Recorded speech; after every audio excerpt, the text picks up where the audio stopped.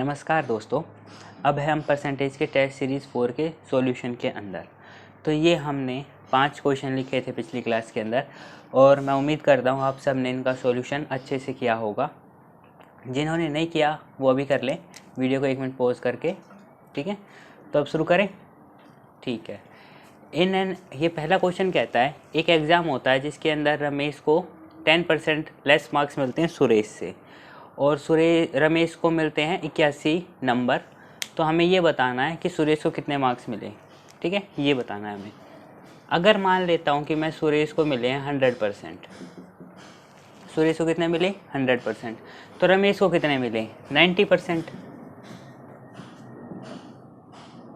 ठीक है, अब ये कहते हैं कि रमेश को कितने मिल गए 90% और 90% किसके बराबर है 81 के। ये कहते हैं कि 90% किसके बराबर हो गया हमारा 81 के। हमें सुरेश के मार्क्स बताने थे, मतलब 100% कितने के बराबर होगा 90 के। ठीक है,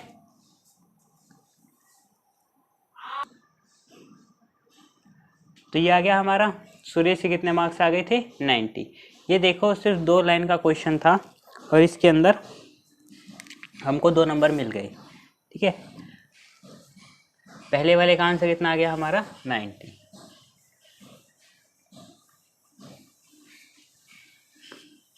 जिन का आंसर इसका सही आ रहा है वो लाइक करते जाओ। ठीक है, हमें पता चलता जाएगा।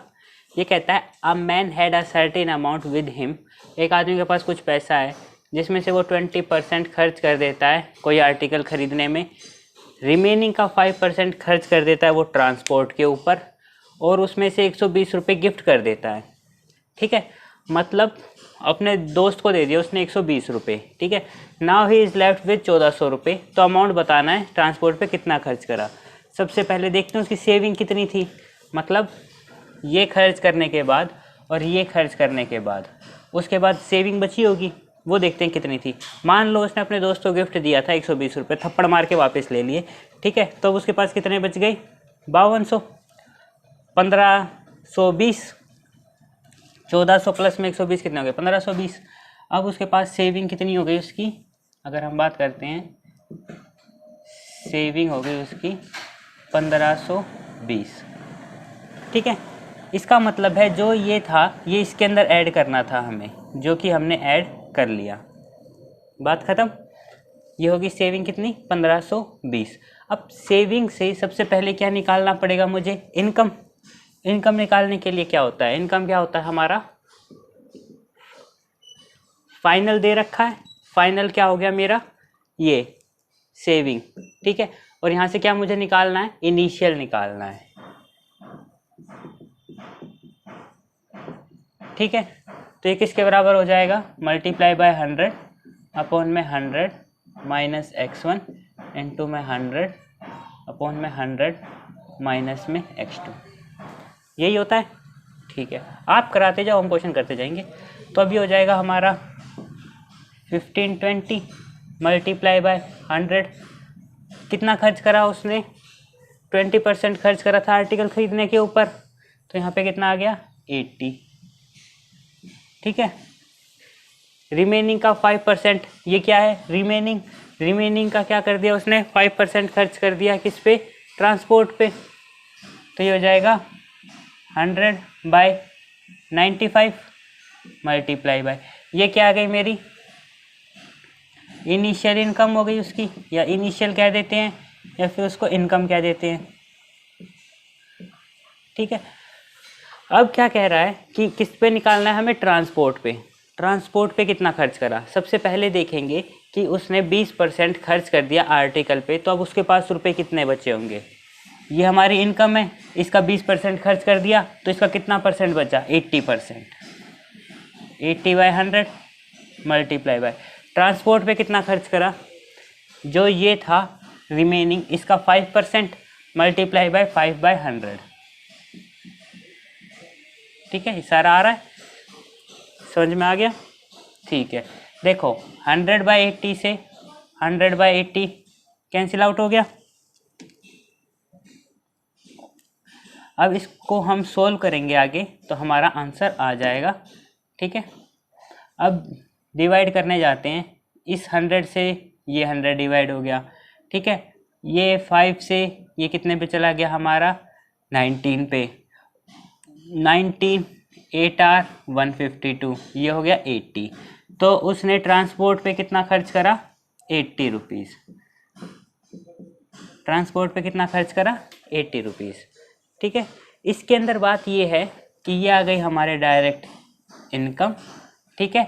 इनकम के बाद ये आ गया उसने ट्रांसपोर्ट उस पे आर्टिकल खरीदने के बाद उसका रिमेनिंग अमाउंट, और ये आ गया हमारा रिमेनिंग अमाउंट का 5%।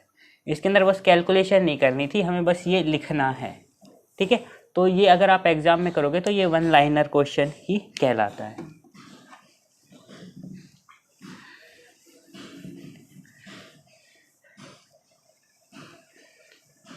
जिसको समझ में आता जा रहा है वो इसको लाइक करते जाओ और हमें बताते जाओ कि आप कितने फाइनल मार्क्स अच्छे से लेकर आते रहोगे।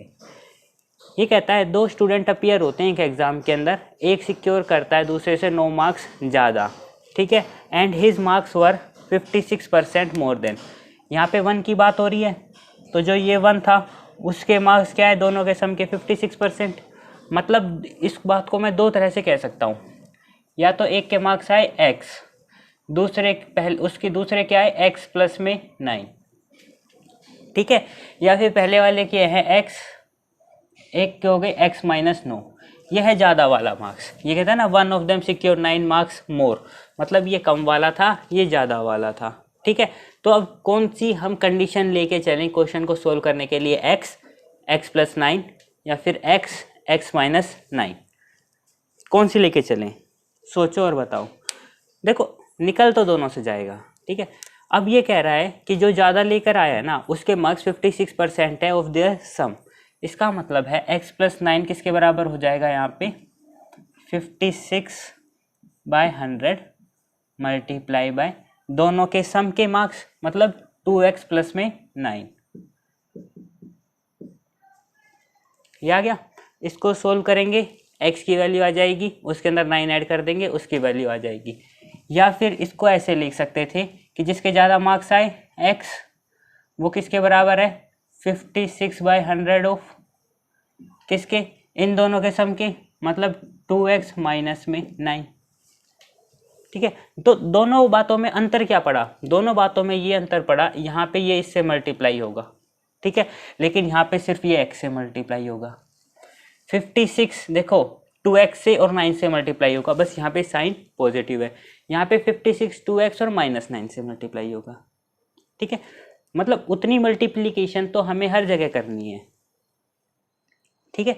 तो इसको सोल्व कर लेंगे तो हमारा आंसर आ जाएगा। अगर जिस तरह इसको सोल्व करने जाते हैं तो ये कितना हो जाएगा, 100x इक्वल्स टू ये क्या हो गया 56 को 2 से मल्टीप्लाई करेंगे 12 112, ये आ गया 112x, ठीक है, माइनस में इसको मल्टीप्लाई करेंगे, भैया 2 तरीके से मल्टीप्लाई कर सकते हैं, या तो इसको 60 माइनस 4 करके 9 से मल्टीप्लाई कर लो, ठीक है, वो कितना हो जाएगा 540 माइनस में 36, ठीक है, उससे निकल जाएगा। या डायरेक्ट मल्टीप्लाई कर लो, जिसको जैसे आसान लगता है वो वैसे कर सकता है।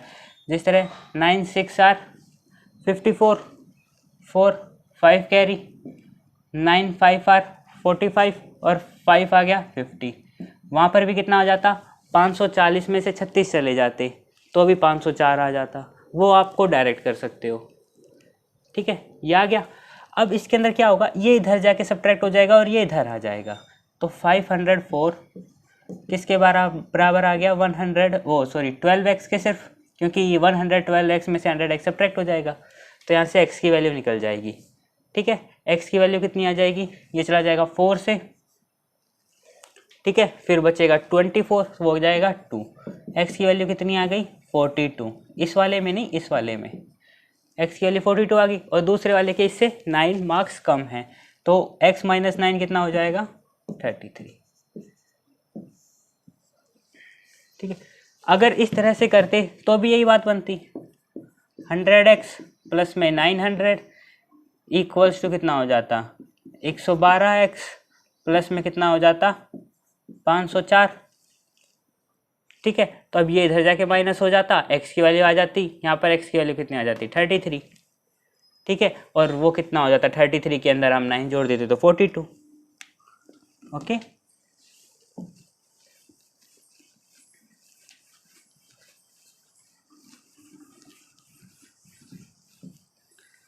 तो जिससे हमारी कैलकुलेशन आसान होती है, हमें वो करनी होती है। तो कैसे भी लिख सकते हो आप, x+9 लिख सकते हो, x-9 लिख सकते हो, जिससे भी हमको सुविधा मिले वो काम करते हैं। तो अब ये क्वेश्चन करवाइए आप मेरे साथ मिलके, मेरे को तो आता नहीं। देखो भैया, ये कमीशन वाले क्वेश्चन थोड़ी मदद करा देना, ठीक है। ये कहता है a company gives 8.5% commission up to 20,000, ठीक है। इसका मतलब है, अगर मैं ये लाइन बना देता हूँ अपनी, ये कहता है 20,000 तक मेरे को कितना कमीशन मिलेगा, 8.5%।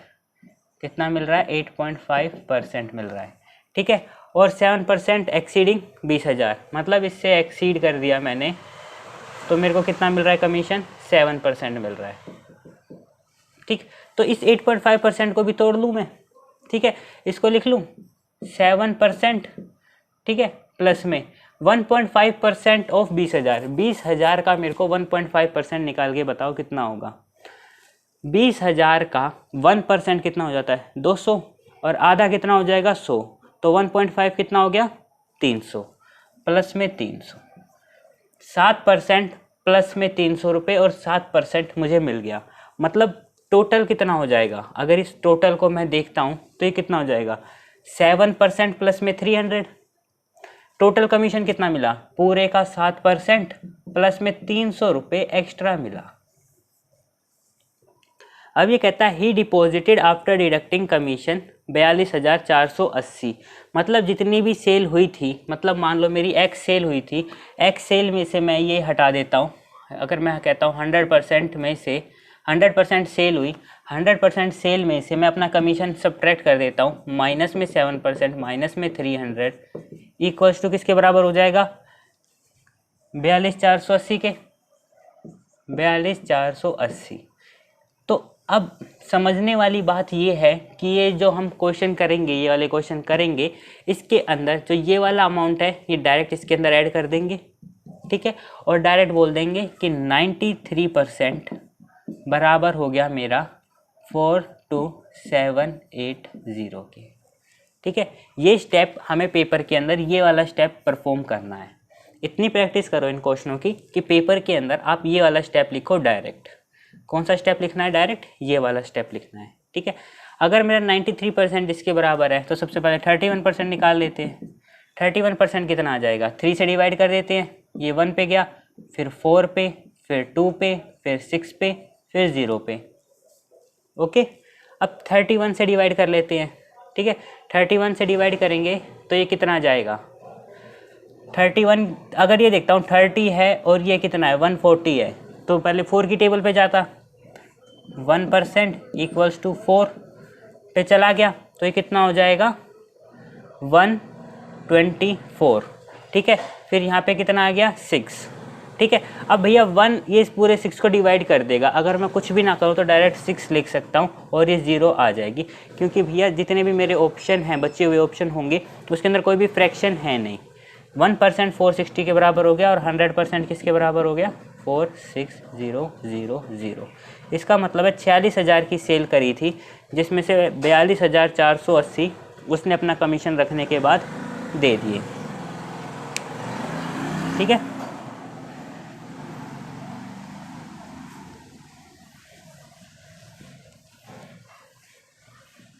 अब नेक्स्ट क्वेश्चन कर लेते हैं, एक बचा हुआ। ये कहता है rate of income tax is increase by 23%, net income is decrease by 2%। ये कहता है कि अगर इनकम टैक्स बढ़ा दिया मैं 23% से, और मेरा जो नेट इनकम है वो मेरी डिक्रीज हो जाती है 2% से, तो मेरे को रेट ऑफ इनकम टैक्स बताओ। तो इसका आंसर कितना हो जाएगा, 2/25 इंटू में 100, ठीक है। और 1/25 किसके बराबर होता है, 4 के, तो ये कितना आ गया मेरा 8% आंसर आ गया, ठीक है। ये भी एक लाइन का ही क्वेश्चन था, इतना देख के सीधा ही ऑप्शन से आप सीधा 8% मार्क कर दोगे, ठीक है। अब कैसे हुआ वो ही बता देते हैं। एक इनकम इंक्रीज हो गई, मतलब जो मेरा टैक्स था, टैक्स कितना इंक्रीज हुआ, 23%, ठीक है। वो किसके बराबर हो जाएगा, जितनी नेट इनकम डिक्रीज हुई है, नेट इनकम इंटू में 2/100, जितना मेरा टैक्स इंक्रीज हुआ है, मान लो ये मेरी टोटल अमाउंट था, ये मेरा टोटल अमाउंट है, ठीक है, इसमें से अगर इतना टैक्स कटता है तो ये मेरी क्या है, नेट इनकम। अगर ये मेरा टैक्स है और ये मेरी नेट इनकम है जो मेरे हाथ में आती है, और ये पूरी है मेरी टोटल इनकम, ठीक। तो अगर मैं ये कहता हूँ कि अगर मैं टैक्स को बढ़ा देता हूँ, मतलब पहले इतना था, अब मेरा टैक्स को क्या कर दिया, बढ़ा दिया, टैक्स का अमाउंट बढ़ गया, अब ये मेरा टैक्स है और मेरा नेट इनकम क्या हो गया, घट गया। लेकिन नेट इनकम कितना घटेगा, जितना मेरा टैक्स इंक्रीज होगा, जितना मेरा टैक्स इंक्रीज हुआ है उतना ही तो मेरा नेट इनकम डिक्रीज होगा। जो ये अमाउंट है ये तो बराबर ही है। मैं कहता हूँ कि अगर टैक्स मेरा 23% बढ़ गया, मतलब ये हिस्सा मेरा, इसको मैंने 23% बढ़ा दिया, मतलब इसने यहाँ तक कब्जा कर लिया, तो नेट इनकम क्या होगा, क्या 23% थोड़ी ना घटेगा वो तो अब ये देखेगा कि ये इस पूरे का कितना था, 2% है, तो टैक्स का 23% बराबर हो गया नेट इनकम का 2%, ठीक है। तो टैक्स का और नेट इनकम का रेशियो कितना आ गया, 2/23। अगर आप बोल रहे हो कि टैक्स 2 है और नेट इनकम 23 है, ठीक है, तो टोटल इनकम कितना हो गया, इन दोनों का सम, ये कितना हो गया, 25। रेट ऑफ टैक्स बताना है, वो रेट ऑफ टैक्स कितना हो जाएगा, रेट किसके बराबर हो जाएगा, टैक्स अपॉन में टोटल इनकम इंटू में 100, तो ये कितना हो जाएगा, 2 अपॉन में 25 इंटू में 100, ठीक है। ये गया 4 पे, ये आ गया हमारा 8%। अब एग्जाम के अंदर क्या करना है, जितना भी नेट इनकम डिक्रीज हुआ वो लिख लिया, 2 डिवाइडेड बाय इसका और इसका सम कर दिया, 23 प्लस में 2 25 इंटू में 100, ये मेरा आंसर दे दिया इसने 8%, ठीक है। तो ये क्वेश्चन आपको अच्छे से आ गए होंगे। तो आप भी परसेंटेज के पूरे जितने भी आएंगे प्री के अंदर और मेंस के अंदर अच्छे से कंप्लीट मार्क्स लेकर आते रहेंगे, ठीक है। प्रैक्टिस करते रहो, जो क्वेश्चन दे रहे हैं वो करते रहो, आपके कंप्लीट मार्क्स आ जाएंगे। आपको कोई दूसरी बुक परचेज करने की भी ज़रूरत नहीं पड़ेगी। तो दोस्तों ये रहे आपके अगले सवाल जिसके लिए आप इंतज़ार कर रहे थे अभी, ठीक है। तो ये है आपके सवाल 5, ठीक है, नोट डाउन कर लो। और ये भी बताओ मुझे कमेंट बॉक्स के अंदर कि आपके कितने कितने मार्क्स बन रहे हैं 10 में से, ठीक है। मुझे भी तो जानने का हक है कि जो मैं पढ़ा रहा हूँ आप कितने नंबर लेकर आ रहे हो। ये कहता है the number of employees working in a firm is increase by 25% and wages पर हेड डिक्रीजेज बाय 25%।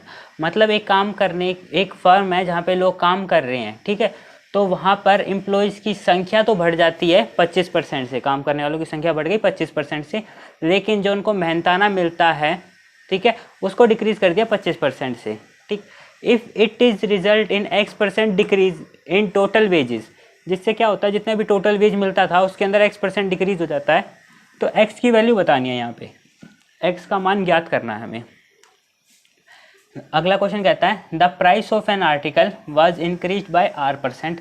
एक आर्टिकल का प्राइस R% से इंक्रीज कर दिया, फिर उसके प्राइस को हमने क्या कर दिया, डिक्रीज कर दिया वापस R% से, और अब जो लेटेस्ट है या फिर करंट प्राइस है वो 1 रुपया है उसका, तो हमें ये बताना है कि ओरिजिनल प्राइस क्या था, ठीक है।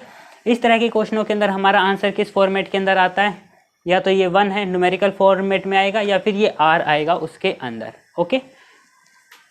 अब अगला क्वेश्चन कहता है the value of property decreases every year.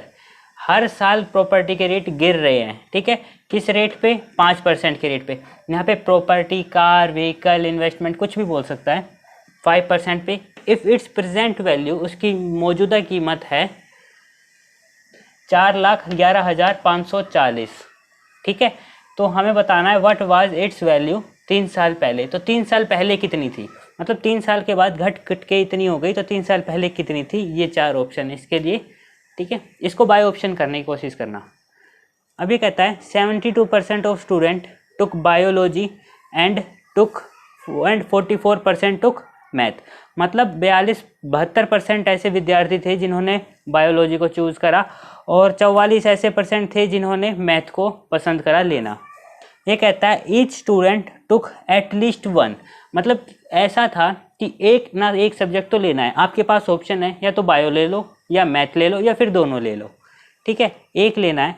And 40 took both, then total number of student is. और 40 ऐसे विद्यार्थी थे, ये विद्यार्थियों की संख्या है, ये प्रतिशत में नहीं है, 40 ऐसे विद्यार्थी थे जिन्होंने दोनों सब्जेक्ट लिए। तो हमें ये बताना है टोटल नंबर ऑफ स्टूडेंट कितने थे उधर। ओके, ये कहता है 40% marks are required to pass an exam.